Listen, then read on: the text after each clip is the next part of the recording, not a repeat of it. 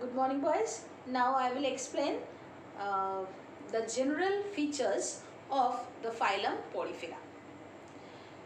Phylum Porifera, the examples of this phylum are Scypha, means sponges, then Euspongia, that is the bath sponge.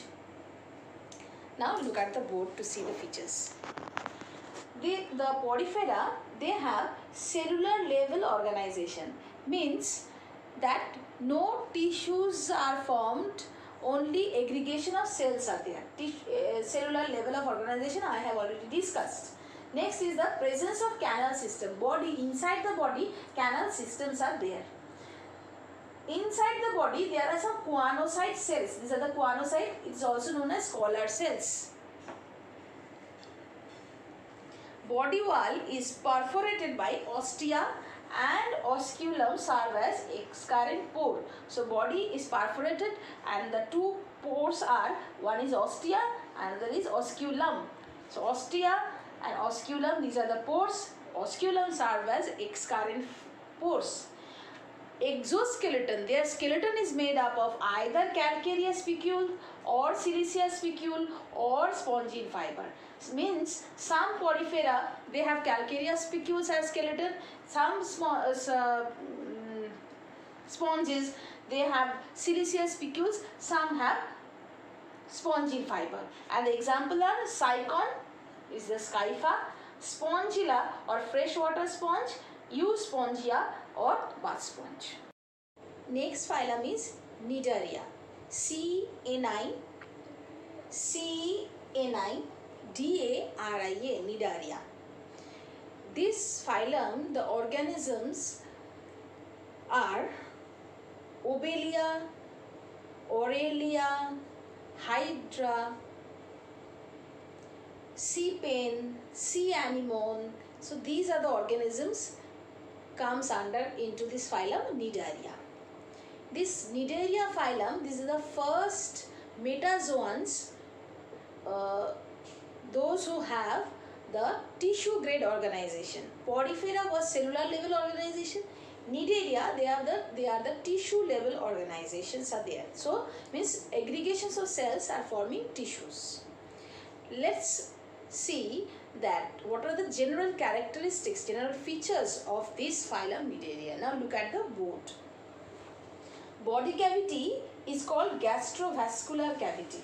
Their body cavity, inside the body, cavity is there, that is known as gastrovascular cavity.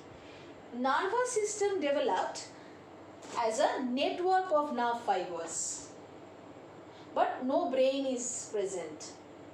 Inside their body, some stinging cells are there. That stinging cells are called cnidoblast cells. Question comes, cnidoblast cells means what? What do you mean by cnidoblast cells? So you have to write down, these are the stinging cells found in the phylum Cnidaria. And see, this is a structure I have drawn. It's a jellyfish. Body is radially symmetrical and diploblastic. So two layers are there, diploblastic and radially symmetrical. Outside part is known as exumbrella, inner side is known as subumbrella. These are the oral arms are present, and cnidoblast cells, stinging cells are hanging from this region. And the examples are Hydra, Obelia, Physalia. Physalia is, the common name of Physalia is Portuguese man of war. Question comes, Portuguese man of war, which phylum? So you have to write down phylum Cnidaria. Jellyfish, scientific name is Aurelia. Sea anemone, Pennatula means sea pain. These are the common names. Aurelia is the scientific name. So these are the examples of phylum Cnidaria. Now I will discuss the general features of Ctenophora. C-T-E-N-O, Ctenophora, P-H-O-R-A. This is the phylum Ctenophora. They are also called sea walnuts or comb jellies. Okay. Now look at the board to see the general features. Their body bears 8 external rows of ciliated comb plates. They have comb plates. Their body is radially symmetrical, diploblastic, and the tissue level organization is found in the phylum Ctenophora. Bioluminescence. Bioluminescence means the living organism, the capability of the living organism to produce light. That is a bioluminescence. Bioluminescence is well marked in the phylum Ctenophora. And the examples are Ctenoplana and Pleurobranchia. Look at the diagram. See, this is the mouth. These are the tentacles. They are almost transparent, floating in the marine habitat. So this is all about phylum Ctenophora.